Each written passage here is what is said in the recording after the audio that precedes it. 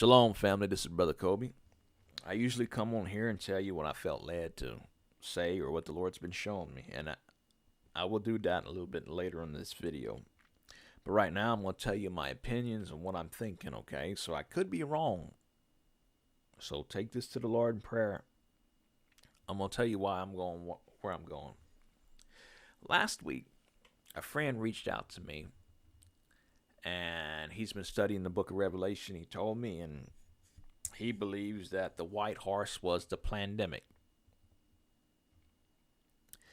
Now, I've been talking with him for a couple of years now, and I've told him that's what I believed it was, even back then. Because when you look in Latin, corona is crown, and toxins are the darts, and it makes sense. And when you see that the pandemic was the vehicle that the World Health Organization grabbed majority of the countries together. So that's what I believe the white horse is. Now, I have some study Bibles that say in their notes that they believe the white horse is the Antichrist. And I believe it might be the Geneva Bible in its study notes that says the white horse is Jesus Christ. Which one is it? But after knowing a little bit of Latin and looking and what happened, I believe it was the white horse was the pandemic. That's what I believe. I could be wrong, but that's what I believe it was. So the very next day, another friend reached out to me, and he says God's been showing him the color red a lot lately. And he's also been studying the book of Revelation, and he believes we're currently at the red horse right now.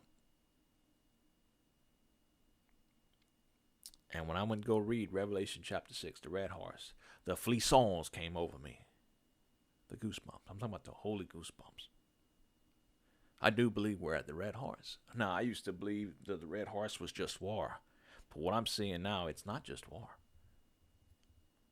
I'm going to read it from what Tyndale has to say about it in his translation. And when he opened the second seal, I heard the second beast say, "Come and see." And there went out another horse that was red, and power was given unto him that sat thereon to take peace from the earth, and that they should kill one another. And there was given unto him a great sword. We are seeing a lot of protesting right now. We are seeing a lot of riots. We're seeing civil unrest, lawlessness, a lot of lawlessness, unrighteous deeds, just people doing whatever, guys. We're seeing people mentioning civil war. We're seeing war, people threatening war. War is coming, guys.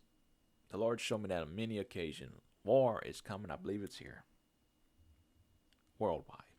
Okay. Now, last time there was all these protesting, like in Europe and stuff. What happened? What followed? The lockdowns. Yes. Lockdown number 2 is coming, guys.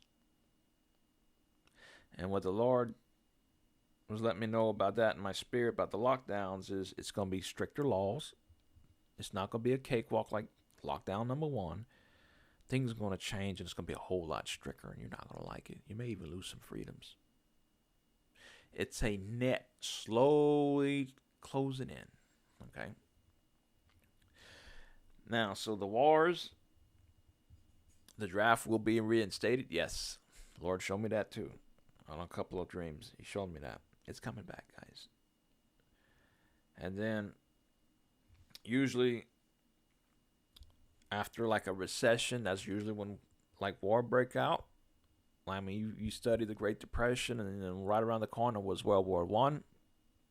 We're seeing the Bank of England's collapsing. We see in Japan was financial trouble, Germany, Iran, other countries, guys. And we're world trade, they say. So it's going to affect us too, obviously. What would it look like? I don't know. I have questions too. How's this going to affect me and my family? What is it going to look like? I really don't know, guys. Is this going to be an opportunity for the Great Reset? Of course. What is that going to look like? How's that going to affect me and my family? I don't know.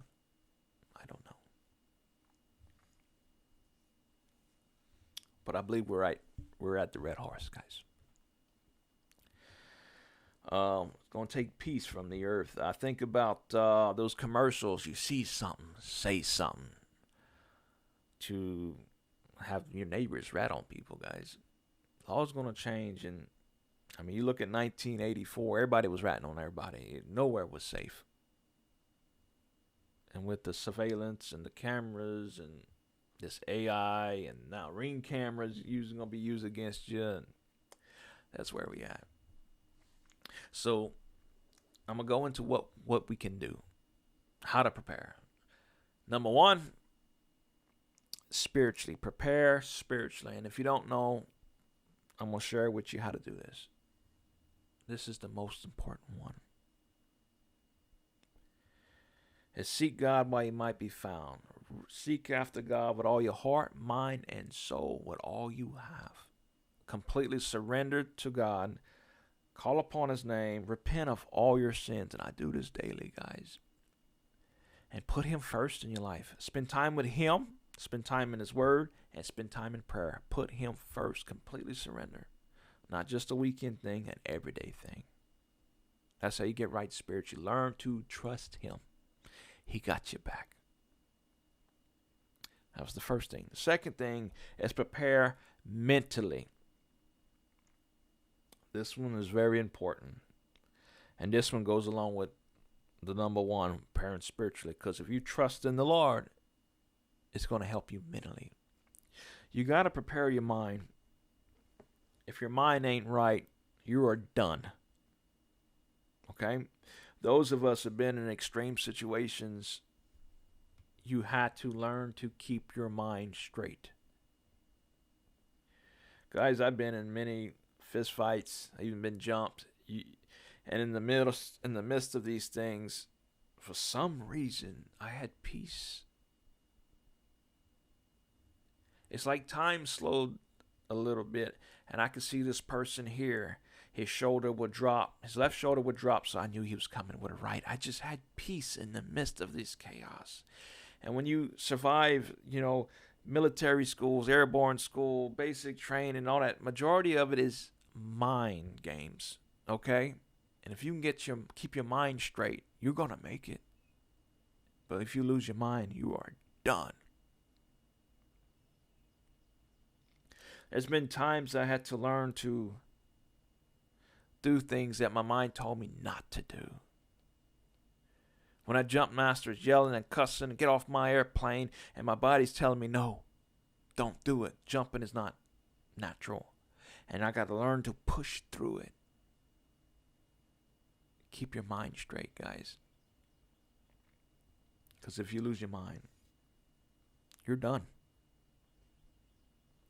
So that's the second thing. The third thing, prepare physically, and let's go with your health. Guys, I'm completely disabled with arthritis, multiple different types of arthritis, inflamed. I go down the list, guys. A lot of health conditions. I can't move like maybe you can. But I have learned to lose weight since I can't move around by diet. I've learned this past month to majority eat protein, eggs, tuna, protein shakes, get rid of most sugars, and don't eat after 7 p.m. And within a month's time or so, I've lost 16 pounds. And if I can do this, guys, you can do this. Get in shape, exercise if you can. Get physically fit. For what's coming, you can't be lazy because you'll be dead. So the fourth thing would be preparing supplies, food, water filter, protection, survival gear, camping gear, whatever, medical gear, whatever you need, get now. With hyperinflation and things, supplies is coming low, you need to get what you can now. And I'm not just talking about the toilet paper apocalypse or nothing. Guys, I went to flea markets, garage sales, estate sales. I picked up medical books, 5 cents a piece, man. I picked up survival books. I picked up whatever. Get what you can, where you can. Goodwill, wherever. Have information on hand. That's another thing. You want these books in hand. SAS, it's the British Special Forces, I believe, makes the best survival book ever. Best manual you can find. An old Boy Scout manual. Dude, they have to tell you how to put up a tent, make a temporary shelter, catch animals. I mean, there's some useful things in there. Get this information now. Because, lockdowns, we're hearing about internet outages. We're hearing about cell phone outages, power outages. So, that's coming, guys. And they can blame it on solar flare or whatever. So, you want to have something to protect you while this goes on. A solar generator, I highly recommend. It's quiet, guys. You can charge your whatever medical equipment you need. Rechargeable batteries. You can use it for whatever. Get that now. Gas generator's loud. That's going to be telling everybody and their mama that you got a freezer full of food. I'm thinking about an alternate radio, a CB or GMRS, or however you say that. Something, because information is going to be thin. And don't believe everything you hear on the news either. So, walkie-talkies are good to have, guys. If use it for patrols, you can use it for movement between you and your family. Walkie-talkies, guys. You can get them $20, $30 Amazon. Get stuff while you can. I highly recommend a go bag. So in a go bag, at least mine, I have like survival knives, survival pliers with all the little tools, canteen in case I have to fill up water filter, a little temporary sleeping bag, a little fold up tent, just whatever you can. First aid kit for sure. Just have this stuff ready in a bag, ready to go. Now, if you stayed to this part of the video, this is my number one concern. And I highly recommend you do the same. My goal, and guys, I've been thinking about the end of the world and how to survive for over 10, 15 years, guys. My number one goal is to be so close to the Lord that I hear when he tells me, Kobe, stay here. Kobe, get up and go there. Because when you study beginning of Matthew, the Lord came to Joseph and says, look, grab your family and go. He came to the wise men, hey, go a different way. So that's my goal, to be so close to him that I hear him when he tells me. Okay? Now it's not the time to be playing with the Lord. Get close with him. Yes, I believe he's been showing me that he's going to be with us. Some say, Kobe, the rapture's at hand. Why should you prepare? Well, some believe in the rapture, some don't. Look, lost loved ones, if these supplies can help them, so be ready, guys. Just be prepared. Spiritually, be prepared. Mentally, be prepared. Physically, be prepared with supplies. Have a go bag. And have so close to the Lord that you know him and you hear his voice clearly. There's some other things you can have on hand. I recommend a rocket stove. You can buy that on Amazon. Dude, I've cooked in the past gravies with just on sticks, chilies, whatever. Just all kind of water filters, a water barrel, rain barrel, a garden if you can. If you physically can do a garden, I recommend that. Canned goods, whatever you can. Prepare, guys. Be ready. And keep your mind straight, because we're going to see some crazy things that possibly the generations before us haven't seen. So, please go in peace and stay close to the Lord. All right? Shalom.